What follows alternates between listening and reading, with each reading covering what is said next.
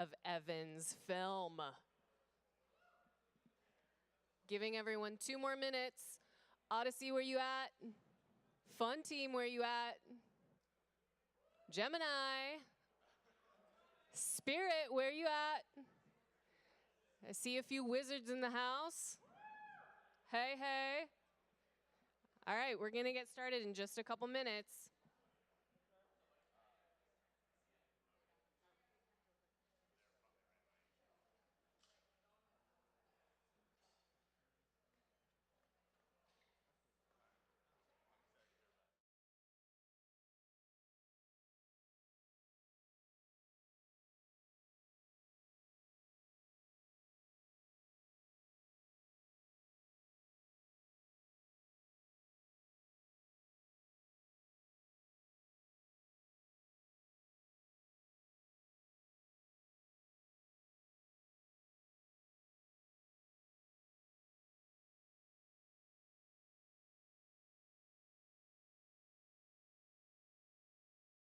Hello. Hey, everybody. Thanks for coming out to see this silly little short film that we made. I think I'm just going to get right into it and play it, and then we'll talk about it after. Is everyone here who wants to be here? Good.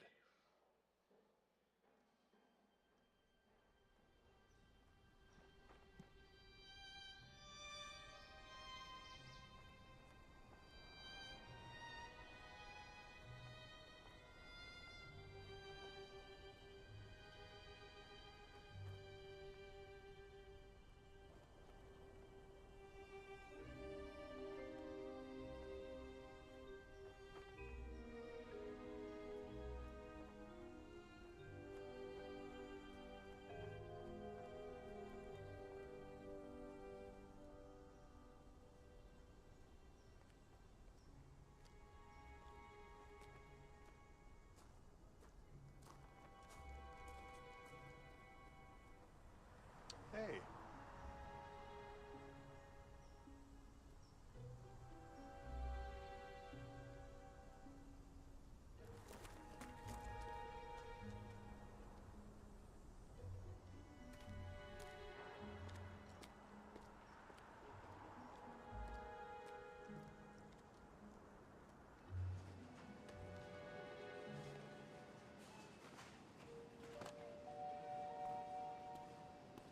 Clean up and produce.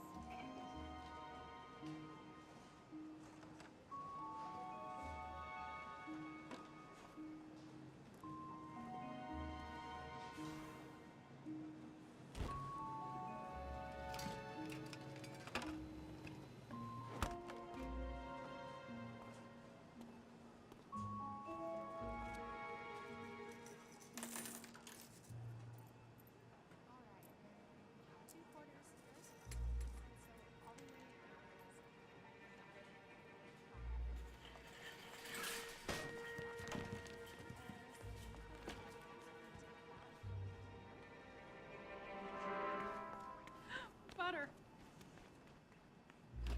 Always forget something, you know?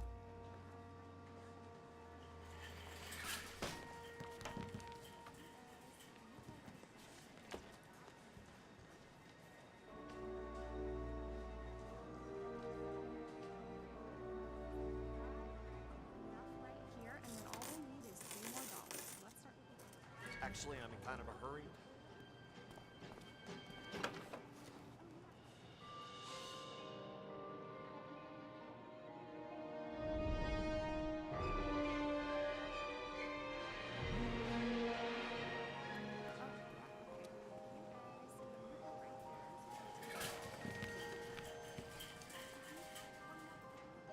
You can go in front of me.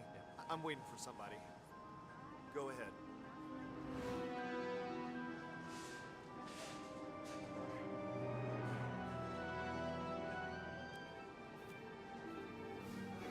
Thanks so much for coming in.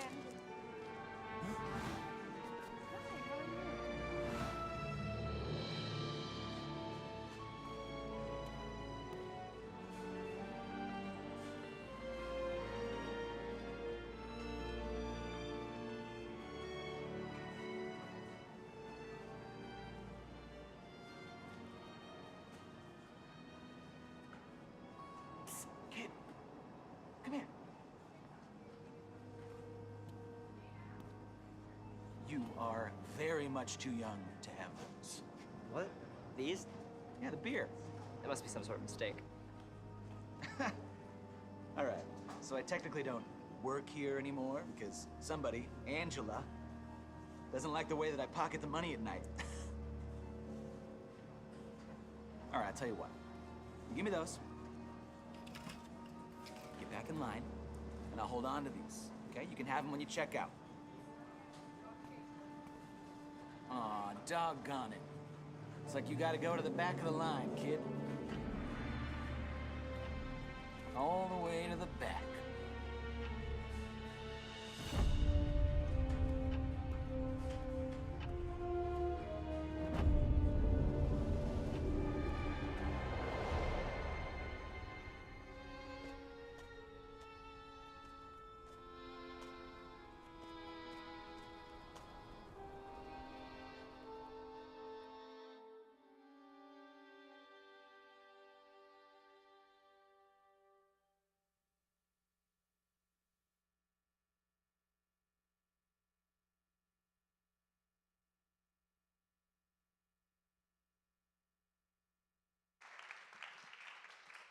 Thank you.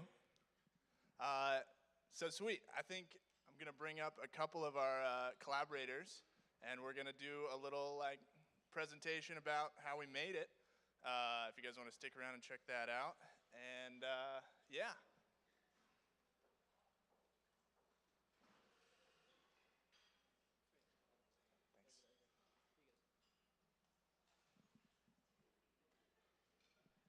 We made a short film.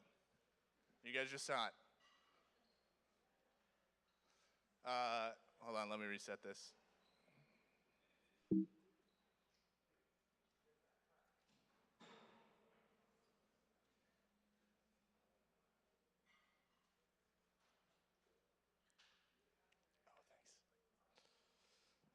So yeah, for those who don't know, Instrument is awesome, and they allow full-time employees to further their learning by offering a little bit of money for professional development.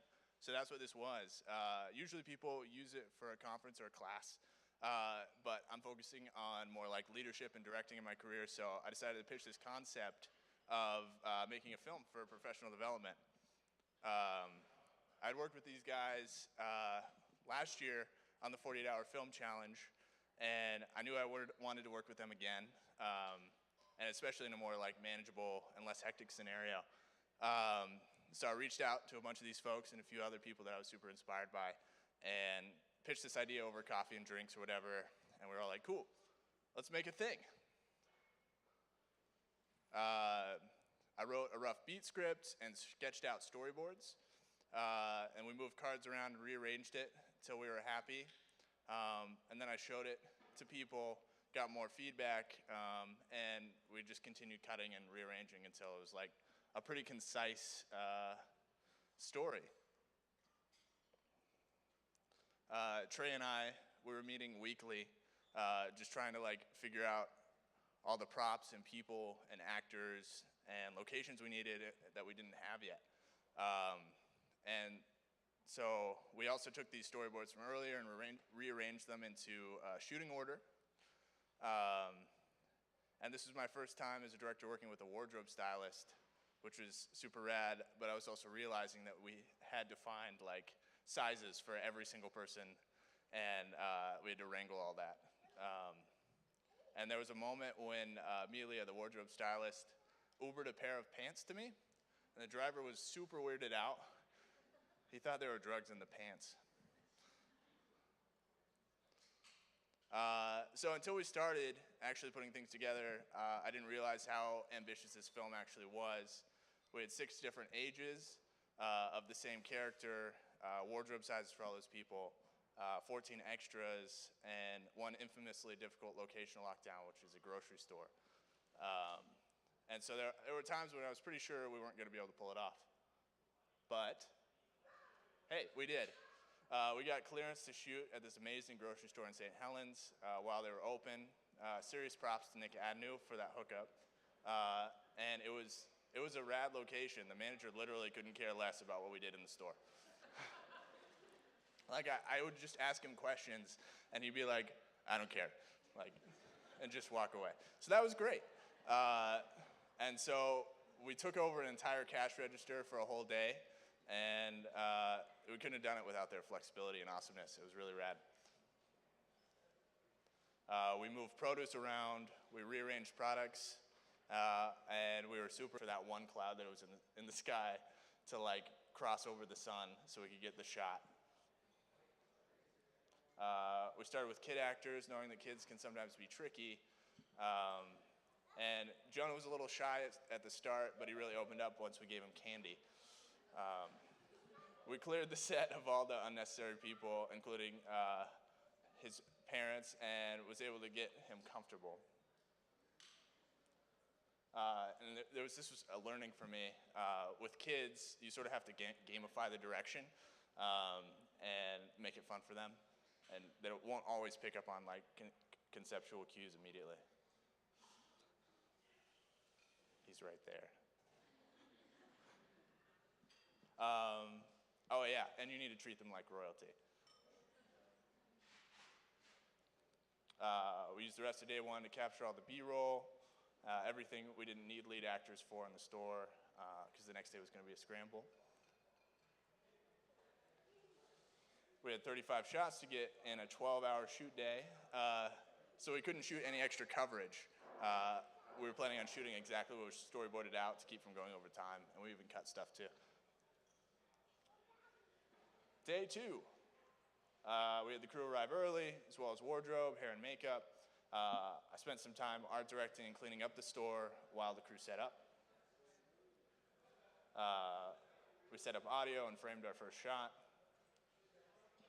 After that, the schedule was basically lumping as many alike shots together as we could. Staggered call times so that the actors would show up right when they were needed. And we shot the film super out of order from the script based on people's schedules and just lining up certain things in the film.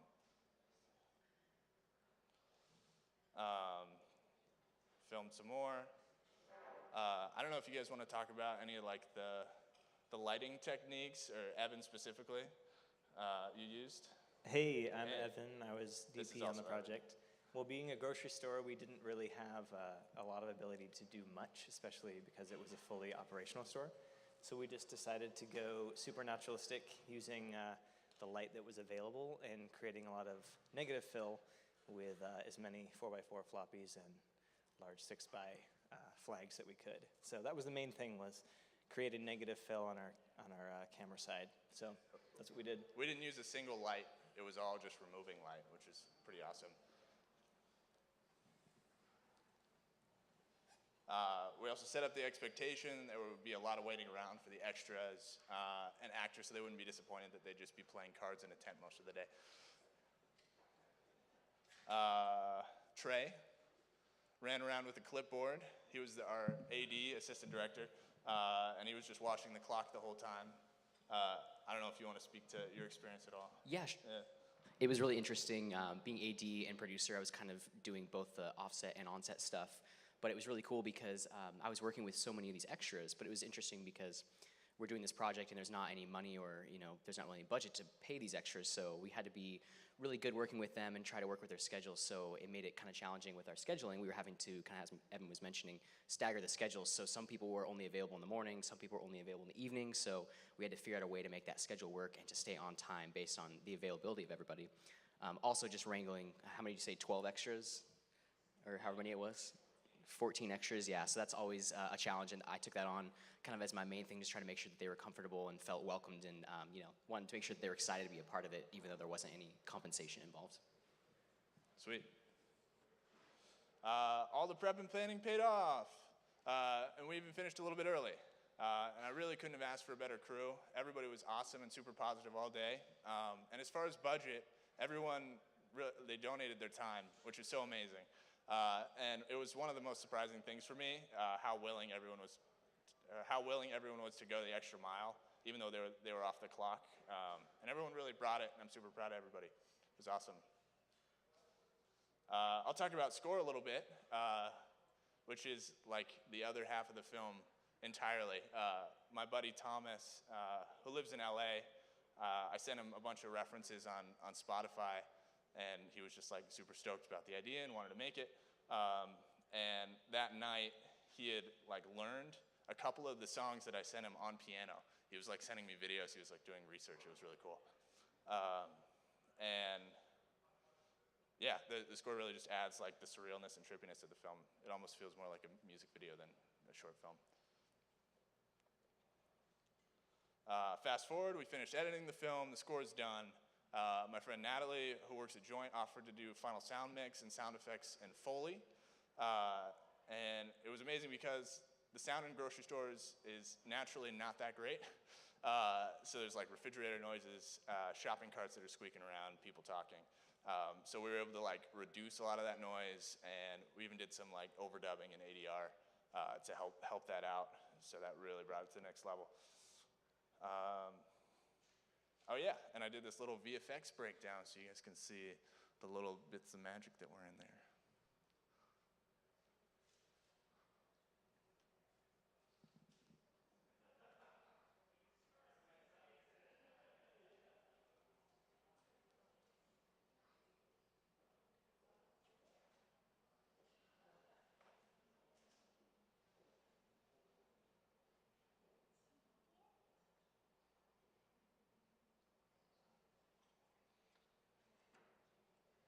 Cool, thanks you guys, thanks for listening.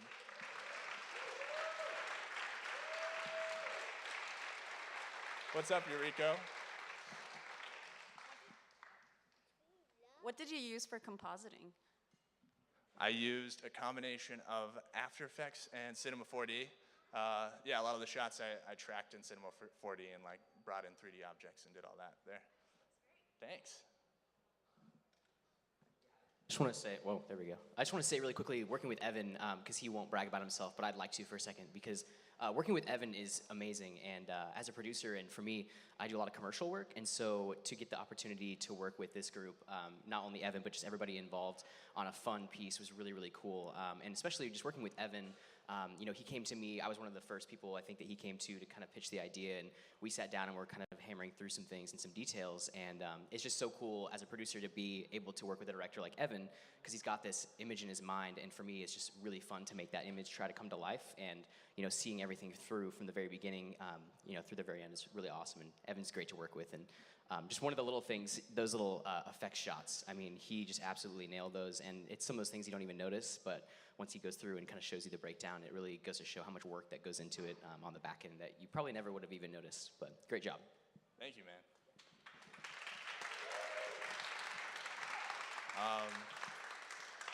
Cool. Do you want to do questions? Yeah. Yuriko kicked us off, so that was awesome. I have a question, and then maybe you guys have questions. So with professional development, like you said, a lot of people go to conferences and workshops and things, but you kind of pitched in this thing that was pretty unusual. What did you actually have to get together before this was like a thing that could be approved? So, yeah, I sort of pitched it as the idea that I learn better through doing. Like, I've gone to conferences and I've had some good takeaways, but I always feel like I'm learning while I'm actually making something. And I didn't necessarily have a full-fledged idea when I pitched it to like Paul and Chris and the people on my team.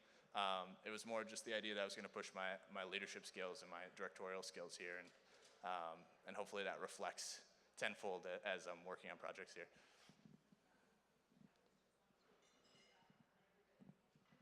Thomas, you want me to run it? I'll run it. Wow, what service. Thanks, that was really incredible. And as I was watching it, I didn't notice like sound that much. Like it was just like seamlessly felt good. But I was curious how you made decisions around like the weight of different sound elements, whether it be like ambient sound, actor voiceover, music, like what sort of prioritizations you did, because it just felt good and I didn't find myself like, I don't know. I'd almost like to watch it again and like really have like sound in mind because it just felt natural and good. But what kind of choices did you end up making to make that happen? Oh, hey. Yeah, sound was a big element. And I think I really wanted it to just feel like music driven, and then have those moments when it was like more of an impact for the story to stand out, and everything else was a little bit more subdued and at a subconscious level. But yeah, it was a lot of Natalie. I wish she could be here. She really killed it with the mix and everything. We spent a whole day just listening to sound levels and bringing in sound effects and recording like the shaking of beer cans to like dub over the stuff you were seeing on screen. Yeah. By the way, we are going to watch it again at the end for anyone who missed it at the beginning. Any other questions? I will run up this time. Yeah. Hi, great job. I'm just curious about your timeline. How long was the script development, pre-production, post-production, all that stuff?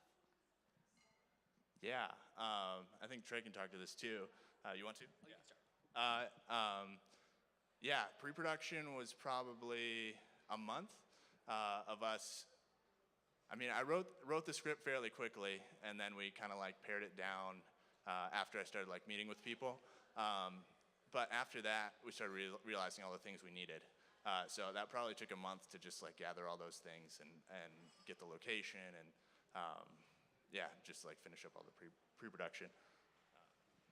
Yeah, I was just going to mention, it was kind of interesting. Obviously, both of us working other jobs, this was kind of our side project. So we were trying to find times that we could get together and meet to work over these details. And so we ended up just having kind of a weekly meeting every Wednesday or something. We'd sit down and talk about where we leave off last week, what can we work on to, meet together the next week and have that completed. So it was kind of just this week by week slower process, a lot slower than probably you normally would if you were able to do it full time. But we were able to make it work in that kind of small, 1 to 2 months.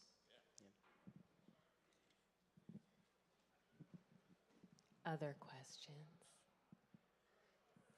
Chris. If you were to do it over again, what would you do?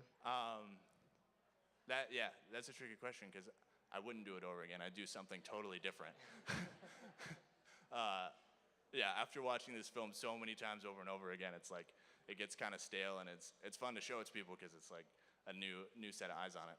But if I were to do it differently again, I think on set, since I was running around trying to like art direct the scenes, it would have been helpful to have like an art department to come in and dress it a little earlier to make sure that we weren't like scrambling to get all that stuff done.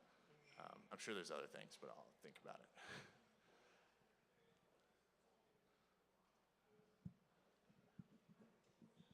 Cool. Should we screen it again? Yeah, you want to watch it one more time? Yeah.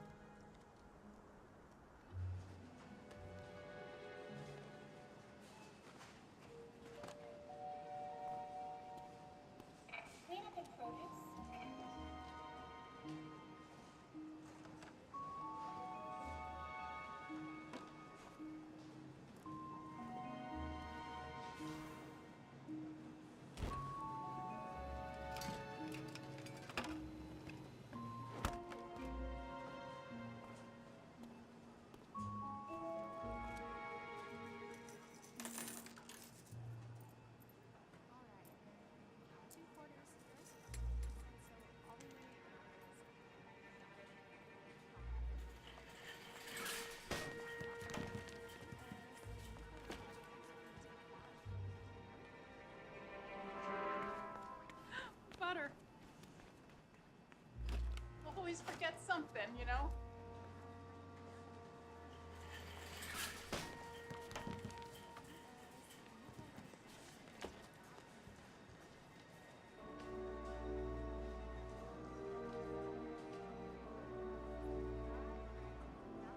Here, and then all we'll need is $3 more.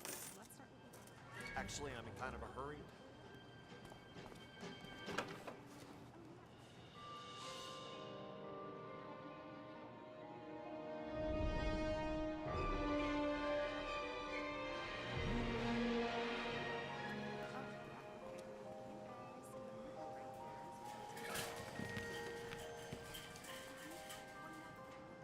You can go in front of me. I'm waiting for somebody. Go ahead.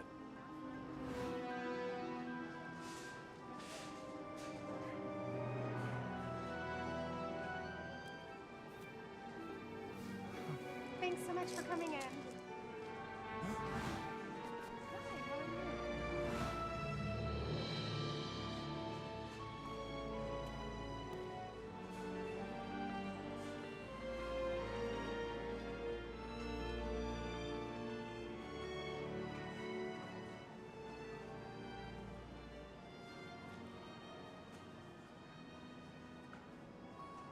Kid, come here.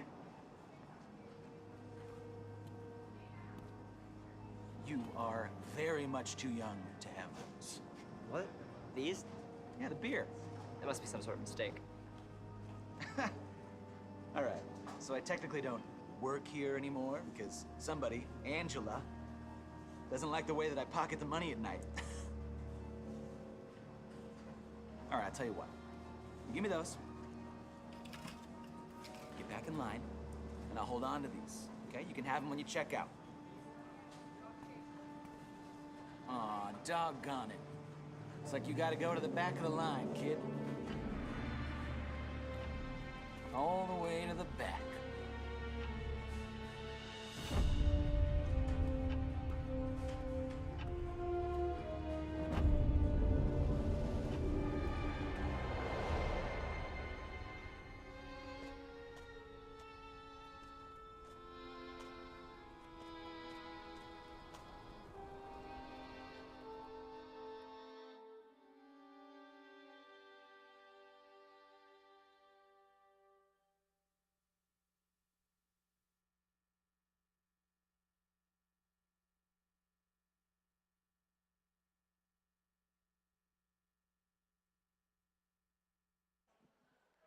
Thank you guys.